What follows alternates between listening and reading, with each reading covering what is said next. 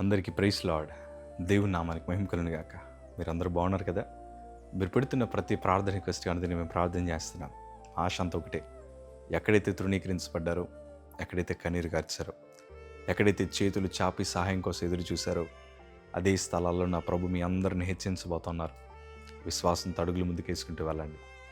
అలాగే ప్రాముఖ్యంగా thank you for liking a videos, thank you for sharing them. కొత్తగా వచ్చిన వారందరికీ కూడా వెల్కమ్ టు ఎక్లీషియా. దేవుడు మిమ్మల్ని బహుగా దీవించి ఆశీర్వదించుదురుగాక. ఆమేన్.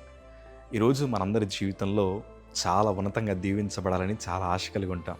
మీకు మాట చెప్పనా, మనం అనుకున్న దానికంటే ఉన్నతంగా దీవించాలని మన ప్రభులు వారు ఆశపడుతున్నారన్న సంగతి మీకు తెలుసా?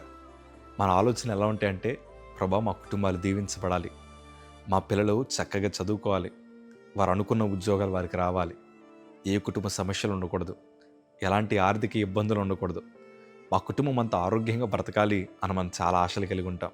కాకపోతే ప్రస్తుతానికి మనం అప్పుల సమస్యల్లో మునిగిపోయాం, కుటుంబ సమస్యల మధ్యన మునిగిపోయాం, మన హృదయం అంతా వేదనతో నిండిపోయింది. ఏం చేయాలో అర్థం కాని పరిస్థితి మధ్యన మనం మిగిలిపోయాం.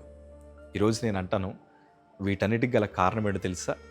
మనం అతి ఎక్కువ భయపడడం వల్ల వచ్చిన నష్టం ఇదంతా. దేవుని వాక్యం మాట రాయబడి ఉంది.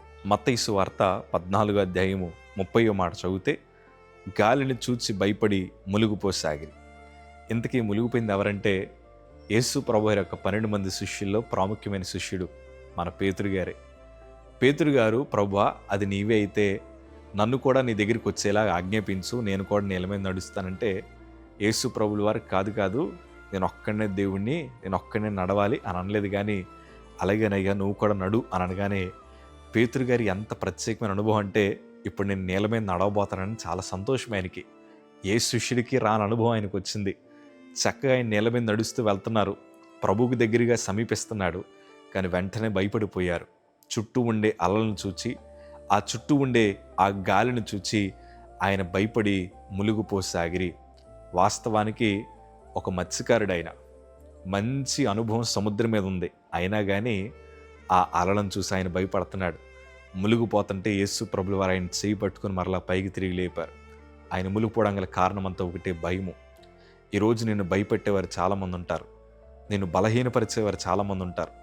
నువ్వేమీ సాధించలేవు, నీ వల్ల కాదు, నీ కుటుంబం ఆశీర్వదించబడదు, నీ కుటుంబాలంతా ఇలాగే ఉంటాయి, నువ్వు అప్పుల సమస్యలు మునిగిపోతావు అని రకరకాల మనుష్యులు నిన్ను హేళన చేస్తూ, నిన్ను భయపడుతూ, నిన్ను దూషణ మాటలు మాట్లాడుతూ ఉంటే ఏం చేయాలో అర్థం కాక భయపడిపోయి, నిజమేనేమో నా ప్రార్థన దేవుని దగ్గరికి చేరదేమో, యేసయ్య నా ప్రార్థన వినడేమో, నా బ్రతుకంతా ఇలాగే ఉంటుందేమో అని భయపడతానేమో. కానీ భయపడాల్సిన అవసరం లేదు, ఎందుకంటే మనల్ని పిలిచిన దేవుడు నమ్మదగిన దేవుడు. నువ్వు ఎలాంటి స్థితిలో ఉన్నావో నా ప్రభువుకు బాగా తెలుసు. ఈరోజు నిన్ను లేవనెత్తడానికి నా ప్రభు ఇష్టపడుతున్నాడు. ఆయనకి తెలుసు మనం మునిగిపోయామని, ఆయనకి తెలుసు మనం ఎంతో కృంగిపోయామని. కానీ నా ప్రభు నిన్ను బలపరచడానికి నా ప్రభు ఆశపడుతున్నాడు. ధైర్యంగా ఉండండి.